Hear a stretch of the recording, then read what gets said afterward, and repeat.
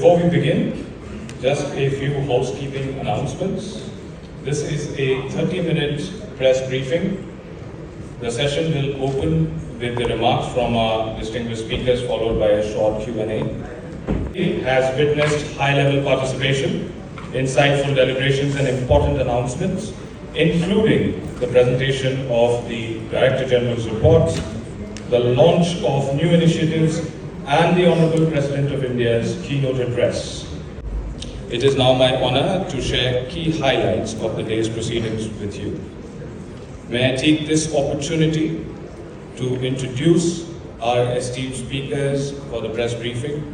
We are joined by His Excellency Shri Prahlad Joshi, the Honorable Union Minister, New and Renewable Energy, Consumer Affairs, Food and Public Distribution, and President of the ISA Assembly. His Excellency Mr. Benoit Fahako, Special Envoy for Climate, French and Europe and Foreign Affairs, representing the Co-Presidency of the ISA Assembly. Mr. Ashish Khanna, Director General of the International Solar Alliance. Honorable Ministers from ISA member countries and Honorable Secretary, MNRE, Government of India. We begin with the opening remarks from Mr. Ashish Khanna, DG ISA. Sir, the floor is yours.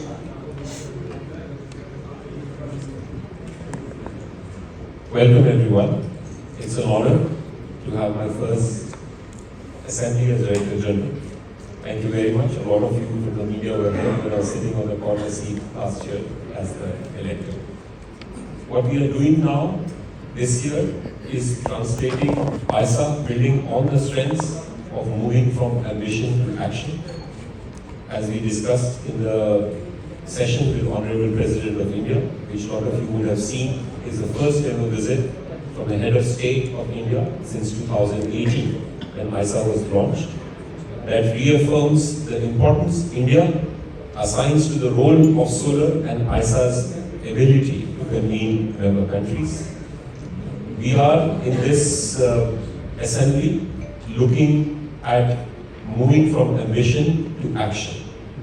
As part of that, our new strategy that looks at platforms for convening countries, whether it is 6, where 16 countries will begin a joint procurement, whether it is Global Solar Facility that starts with Africa Solar Facility, a $200 million fund to get private sector to invest in this decentralized renewable energy in Africa, including solar pumps for food security. Whether it is One Sun, One World, One Grid, which will be the new platform being launched in the Assembly today. And also forums for bringing all the countries together to share the best practices of knowledge. We will be launching Sunrise, which is an initiative for recycling of solar and battery waste, bringing all the 125 countries together as partners for shared standards and businesses. In this era of critical minerals, if we can get the business model for recycling right, that can solve a lot of problems of critical minerals. We will bring countries together on using our capacity building initiatives of StarSea that are being aligned to the Silicon Valley for solar, which is the dream that will start with IT-enabled learning platforms, both through YouTube channels and a global capability center that will be unveiled during the assembly. There's a right for almost 8 billion people to have access to same information to pursue solar and know about it as well. We will also be launching some of the thought leadership of ISA during the assembly. We have worked on our perspective of global solar trends, of where the entire solar batteries and new technologies are headed in next 3 to 5 years. We have also ranked all our 124 member countries on ease of doing solar across 7 key parameters that will be released. And we are also launching a special edition of a research journal focused on developing world, because we will really like the youth of developing world to start focusing on research areas that are very relevant. This will be done through Solar Compass. We will also be launching annual green hydrogen industry update and a floating solar handbook for all countries who want to do floating solar. So a lot of new initiatives being launched, and we really look forward to collaborating together with all our 125 member countries, because they are asking us to move from ambition to action, with all our private sector partners, multilateral development banks, because we cannot do it alone. Thank you very much. Thank you, and good morning to all. I'm so happy to be here and to share with India this 8th session of the General Assembly of the International Solar Alliance. 10 years ago, in the corridor of the Paris Agreement, India, France, and a few other countries had this very visionary idea about the International Solar Alliance. We were negotiating the Paris Agreement, a global framework to fight climate change, and in a way France and India knew that the Paris Agreement will not be enough. Of course, we have the Paris Agreement, our compass to fight climate change, but we need action and implementation. And when we are preparing this year COP30 in Brazil, with the objective to accelerate action about climate change, we must say that I'm very impressed by all the work that has been done with the International Solar Alliance over the last 8 years after its creation by Prime Minister Modi and President Macron. And I think this very strong commitment, which started with a small group of countries, I know it's more than 120 gathered here today, demonstrates that on this planet there is a majority of countries who wants to act and that international cooperation still matters. Of course we have turbulence at the international level. Of course we don't agree on everything, but on this particular topic, solar energy, we have unity. And that's the beauty of the International Solar Alliance, and we are very proud of the work that has been done by India over the last 8 years. Because when we look today what is the situation, we all acknowledge that solar is already at market. It's the best economic solution to energy sovereignty, to eradicate energy poverty, to clean air, to mitigate climate change. It's, the Rolls Royce of climate solution, and I'm so happy to be here with you all today. Of course, if we consider that solar is already at market, we should question why do we need still an international solar alliance. And this session this morning demonstrated that for the next decade, this international solar alliance will be very needed. I will not repeat what has been presented, but some critical issues are behind us to be resolved. For instance, grids. It's super important to enhance solar penetration into grids, and it's a common problem we face in Latin America, in Africa, in Asia, and there is so much we can learn from each other that it's super relevant. Critical mineral, open market for critical mineral. Recycling as a good opportunity to have sovereignty also on critical mineral. That's a trending topic that will make us work for years and years in order to collaborate. And my last point, of course, will be on Africa, because even in Africa, solar is the cheapest energy sources. There is a big gap in investment in Africa. And I think France, India, and all our African partners here are here to solve this problem by bringing innovative finance solution, but also investing in people in order to make solar a solution for all. So I'm so happy to be here with you today, because 10 years before COP30 in Brazil. Good afternoon. Welcome to you all members of the media, colleagues and friends. I'm very happy to address you at this momentous opening day of the 8th session of International Solar Alliance here in Bharat Mandal. As already mentioned, today morning, Honorable President of India, Honorable Srimati Draupadi Murmu addressed the ESA Assembly for the very first time. Her keynote set an inspiring tone for the discussion, reaffirming the that solar energy is not just a technology of progress, but force for the inclusion of dignity and shared prosperity. The International Solar Alliance, as you all know, launched by India and France at COP21 in Paris. Now, 125 members, signatory countries, and common mission. Out of 125 member countries and signatory countries, nearly about 120 countries have here participated in this Bharat Mandapam today. To make solar energy the cornerstone of the fair, affordable and sustainable energy future, where ISA is working out, and what began as a vision now matured into a powerful platform of the action, mobilizing the finance, sharing the knowledge and driving the innovation across the countries. Today, the Assembly also marked the decisive shift from the ambition to implementation. As already mentioned by DG, we announced the launch of Sunrise, the solar upcycling network for recycling, innovation and stakeholder engagement, a new global initiative to turn into an opportunity for circular growth, innovation and green employment. We also launched dedicated One Sun, One World, One Grid OSOWOG program, establishing a vertical within the ISA to accelerate the regional solar interconnections. The OSOWOG initiative is an ambitious initiative proposed by India under the guidance and the leadership of Prime Minister Shri Narendra Modi and spearheaded by International Solar Alliance ISA.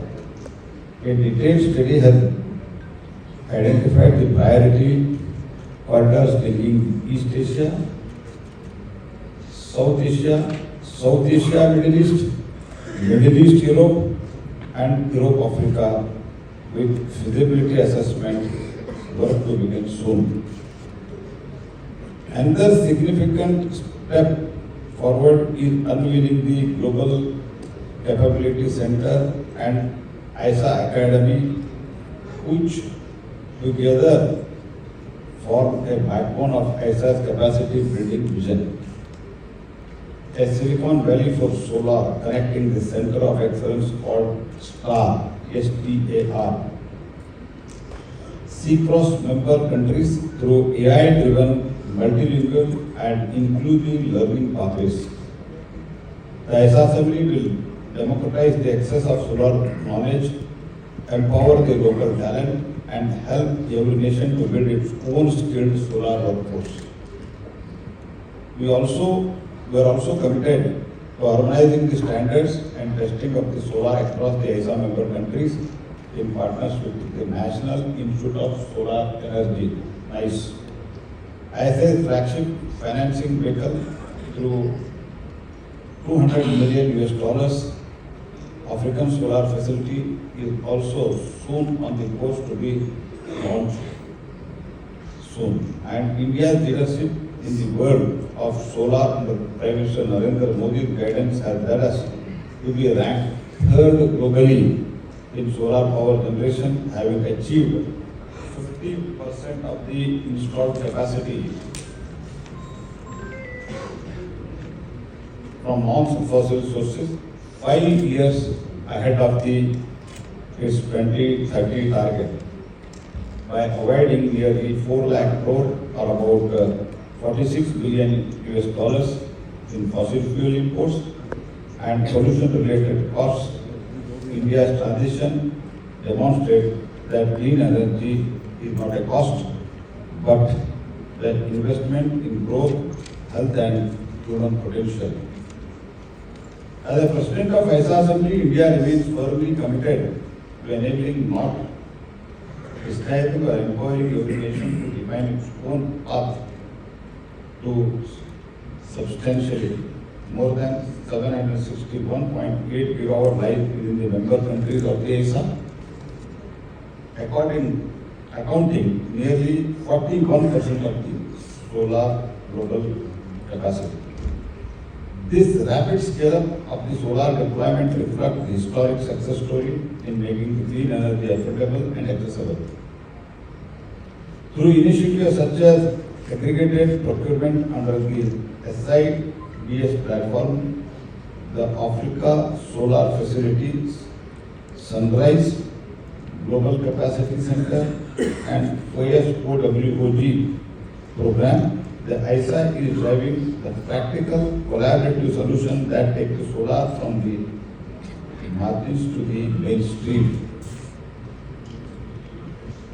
In sub-Saharan Africa and small island nations, millions still live without reliable electricity. Bridging this divide demands the correct ambition and equitable finance. India invites all partners of the ISA to join this mission to energize and empower the new global energy order together.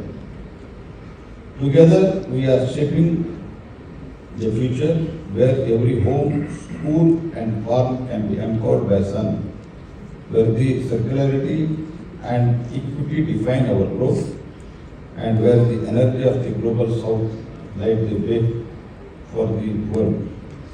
I thank you once again, welcome you all. Now, you can raise the question, and as far as ISA is concerned, DG will reply. And this is mainly related to ISA only. Already been in touch with companies in India to take them there, or in terms of having the companies who can execute projects in your member countries. And also I want to understand what is the target, capacity target that you are aiming in your member countries over the next couple of years. So this will be helpful. Thank you. So, your question may have multiple levels. The first part is, what do a lot of our countries really need? And one initiative that we feel a lot of countries, especially from Africa, really need is on solarization of agriculture. Less than 4% of arable land is irrigated in Africa, leading to $400 billion of food imports. And the big program of Kusum, which is looking at more than 3.5 million pumps to be replaced, is a very good learning opportunity to connect countries. And that leads to manufacturing capabilities and manufacturing options as well. To share with you. One is as far as our experience in PM Sullivan, PM Kusum, it is excellent. I think it is one of the most successful programs, and 10 million rooftop solar target, and out of that nearly about 21 lakh completed, 21 lakh nearly completed. And that is one of the very ambitious target, and we are going ahead as per our target. So what I would like to share with you is we are ready to share our experience, our expertise, and ISA is already using this experience, and also we are supporting the ISA also to expand our experience and our expertise in the other part of the world where ISA, there is a member in the member countries of the ISA.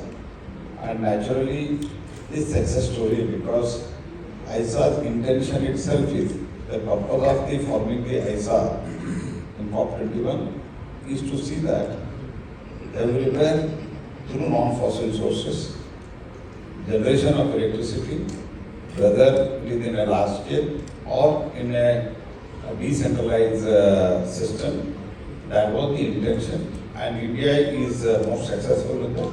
And we are together, ISA and India, we are sharing our experience outside the country also. So let me answer the first part of the question, and I request the Honorable Minister, the Secretary, to answer the second part. I believe the critical minerals agenda is a very big agenda, and it has multiple dimensions. But one critical dimension that we are beginning today, because we have all 120 countries plus here with us, is to initiate a program that we are calling Sunrise, that full form for that is Solar Upcycling Network for Recycling, Innovation and Stakeholder Engagement. What basically it entails is that whether it is solar PV or battery waste, right now there are no set standards, measurement and business models. And just as internet and meter started with no shared standards, this is the big opportunity to actually address critical minerals. Because if India is doing 30 gigawatts every year, 20 years from now, if the technology which we believe is possible can extract 90% minerals from those that are in waste, it creates a cycle for actually taking care of critical minerals. So beyond other aspects of critical minerals, circularity is good for environment, it creates jobs, it creates wealth, and addresses the critical mineral problems. Achieved well ahead of our schedule. But there are 500 gigawatt till 2030 is the ambitious target, and we are working on that, and I am quite confident we will achieve that. Are members of ISA. And do you have this ambitious goal, like to cover the whole Earth, that all the countries will be members of ISA? And as I represent Russian news agency, perhaps are there any ongoing discussions of possible membership of Russia in ISA? And if you allow me, please, a question to the Honorable Minister, Mr. Prabhat Joshi. Russia and India are already strategic partners in energy. And can you see, do you see that renewable energy may become a new area of cooperation between our two countries? Thank you very much. So I think on the first question, we already have 125 countries as members. And you know, after a while, then the incremental will take time. But we are quite open. It is fully possible that 5 to 10 years from now, we will represent a UN kind of a system with all 180, 190 member countries. On your specific question of Russia, we welcome all countries to become members. In fact, we believe with India's presidency of BRICS next year, working together on solar can actually a very transformative agenda given the market internationally. As far as International Solar Alliance is concerned or renewable energy is concerned, as you know, as Russia is concerned, we have a historical strategic partnership with Russia. Even as far as the renewable energy or solar energy, any country including with Russia, there is absolutely no issue for us. Because the ecosystem is unique and it's also facing a lot of climate impact, which is very different from the other regions and other ecosystems. So what does the ISA have any programs, plans or projects specific to the mountain region globally in India and also specifically for the Himalayan region? Efficient energy in winters has embarked with our support on a solar roadmap of 5,000 megawatt by 2040 with 1,000 megawatt by 2030. And most of the sites, as you know, are on the hillsides based on a very important assessment of land, direction, radiation. We are now discussing the same issue with Nepal as well, which has actually successfully bid up 900 megawatts already and want to do more. We will bring similar countries along with partners who specialize in that, like ICIMOD, which have also a partnership agreement with ISA in helping these mountainous countries come out with solar solutions, and that's definitely, it goes to the wider point that different countries have very unique characteristics, and we will adapt global knowledge to local adaptation. We would like to know what is your opinion about the benefit that the program, Alliance program, can do in Cuba. So, the country of Cuba has 6,000 megawatts of demand, all met by heavy fuel oil. And as I mentioned today, for SIDS and others, having heavy fuel oil and diesel at the cost of 30 cents is criminal, in addition to being very climate unfriendly.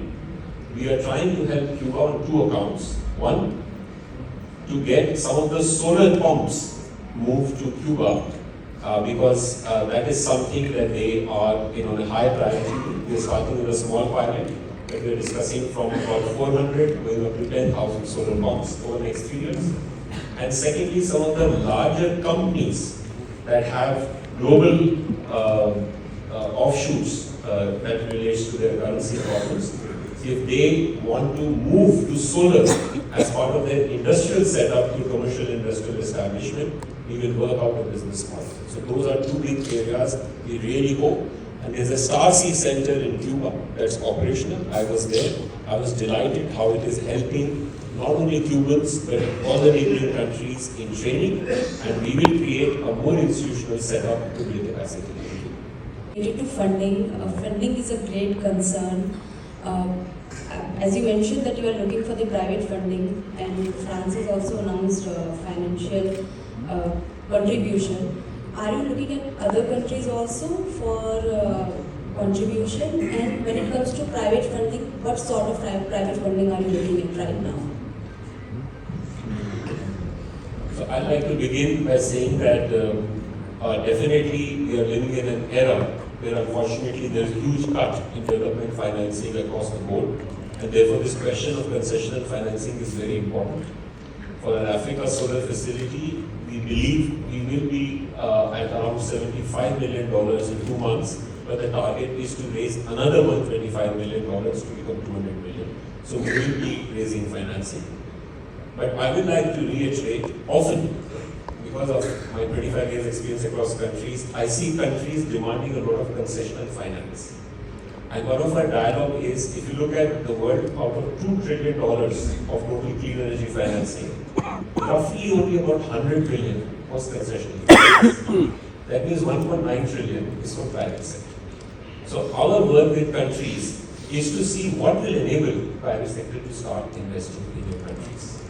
That is ease of doing solar, making sure you have the right fundamentals, you have the right laws, right policies, regulations, and a good bankable power purchase agreement. But if you look around and ask countries, you have a great project with great fundamentals that is not happening without finance, answer will be no, that's not the case. Private sector is always looking for good policy regulations and bankable projects. That's all. Connected with us through our website and social media platforms for regular updates on ISA's activities.